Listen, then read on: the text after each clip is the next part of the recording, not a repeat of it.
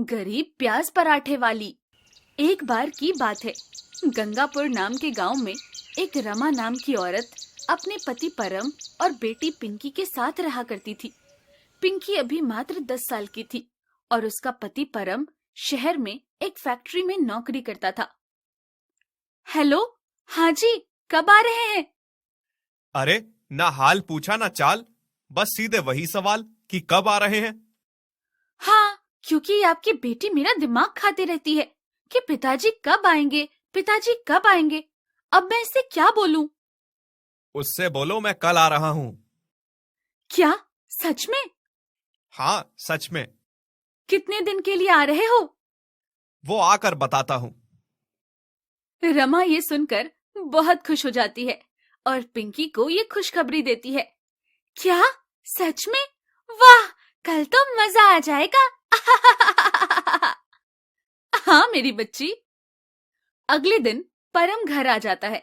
रमा और पिंकी बहुत खुश होती हैं, पर तभी परम बताता है कि वो फैक्ट्री का काम हमेशा के लिए छोड़ कर आया है और अब वो गांव में ही रहकर काम करेगा। अरे, आपने ये क्या किया? गांव में भला क्या काम करेंगे आप? मैं आपसे बार बार गांव आने को कहती हूँ, इसका मतलब ये थोड़ी कि काम ही छोड़ दो। नहीं रमा, मैं भी यहीं रहना चाहता हूँ, तुम लोगों के पास। मैंने सोचा है कि एक ठेला ले लूंगा और उस पर पराठे बेचना शुरू कर दूंगा। मैंने वहां रहकर बहुत स्वादिष्ट पराठे बनाने सीख लिए हैं। चलो अच्छा है, आपको जैसा सही लगे वैसा करिए। मुझे तो अच्छा ही लगेगा अगर आप यही रहेंगे तो। परम अगले ही दिन जाकर एक ठेला खरीदता है और पराठे बेचना शुरू कर देता है। वो गांव के इकलौते बाजार में अपना ठेला लगाता है और लोगों को आवाज लगाकर बुलाता है। पराठे ले लो, पराठे, शहर के स्पेशल पराठे। वहां एक बब्बन नाम का ठेले वाला पहले से ही पराठा बेचता था। उसे अपने प्रतिद्वंदी को देखकर बिल्कुल अच्छा नहीं लगता। ये कौन साला पराठे बेचने आ गया? इसकी हिम्मत कैसे हुई मेरे होते हुए इस बाजार में ठेला लगाने की? अभी बताता हूं इसे।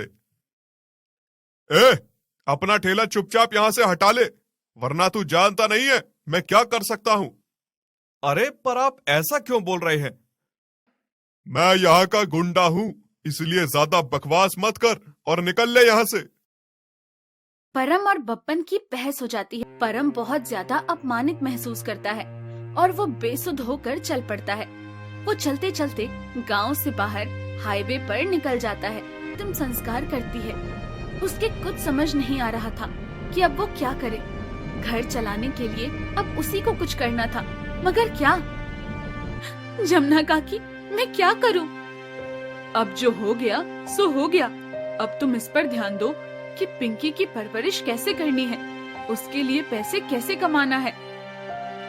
मेरा दिमाग काम नहीं कर रहा, आप ही कुछ सुझाव दो। तेरे पति ने जो काम शुरू किया था तो उसी को आगे बढ़ा, पर वो बब्बन ये काम बढ़ने नहीं देगा। तो उसकी चिंता मत कर, मैं दूसरे गांव में कुछ लोगों को जानती हूँ जो तेरी सुरक्षा के लिए यहाँ आ जाएंगे। जमुना काकी पड़ोसी गांव से कुछ लोगों को रमा की सुरक्षा के लिए बुला लेती हैं और रमा पराठे वाला ठेला लगाना शुरू कर देती है।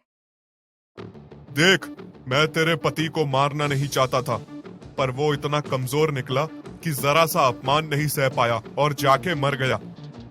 अब तू अपना वही हाल नहीं करना चाहती तो चुपचाप यहाँ से चली जा। क्यों?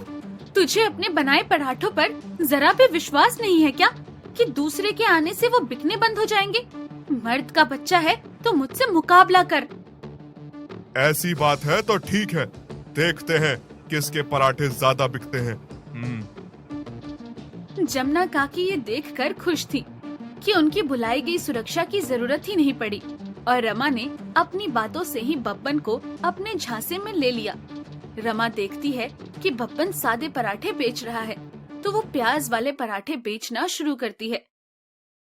लो, पराठे खाओ, और उस औरत के पास जाने की जरूरत नहीं है।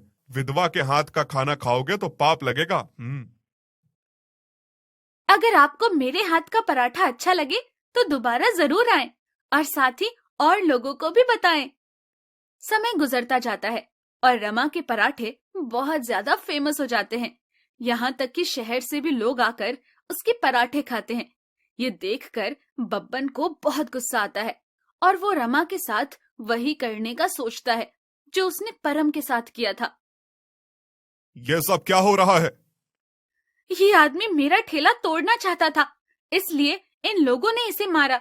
मैं एक विधवा औरत हूँ, पर इसे मेरा जरा सा काम करना रास नहीं आया। हवलदार, गिरफ्तार कर लो इस आदमी को। और मैं तो यहाँ आपसे बात करने आया था। मेरी बेटी की शादी होने वाली है और कुछ दिन पहले उसने यहाँ आकर आपके प्याज वाले पराठे खाए थे, तो वो चाहती है कि उसकी शादी में आपके पराठे भी गेस्ट्स को सर्व किए जाएं। तो क्या आप उसकी शादी में ये पराठे बनाएंगी? अरे, ये तो मेरे लिए बहुत सौभाग्य की बात होगी। मैं जरूर बनाऊंगी। रमा डीएम की बेटी की शादी में पराठे बनाती है, जिससे उसे बहुत प्रसिद्धि मिलती है और उसके बाद उसे एक के बाद एक ऑर्डर मिलने लगते हैं, जिससे वो बहुत मशहूर और अमीर हो जाती है। माँ, पिताजी तो हमको छोड़कर चले गए, लेकिन उनके द्वारा शुरू किया गया ये काम आज हमारा कितना बड़ा सहारा बन गया है। हाँ, तूने सच कहा। यही उनकी आखिरी निशानी भी है और इसका श्रेय मैं नहीं ले सकती। इसका श्रेय तो हमारी जमुना काकी को ही जाता है, क्योंकि अगर वो ना होती तो मैं बिल्कुल टूट चुकी होती और कुछ ना कर पाती। क्या रमा, तू भी काकी भी कहती है और फिर ऐसी बातें भी करती है। मैं सिर्फ तेरी पड़ोसन नहीं हूँ, तेरी माँ जैसी हूँ। ये बात तो सच है। ये कहकर रमा जमुना काकी और पिंकी दोनों को गले लगा लेती है और परम की यादों के साथ अपना जीवन सुख से गुजारती है। दोस्तों, आ ही गए हो तो चैनल को सब्सक्राइब कर देना और वीडियो अच्छी लगे तो लाइक और शेयर भी कर देना और बेल आइकन जरूर दबा देना ताकि आपको नए वीडियोस की नोटिफिकेशंस मिलती रहे।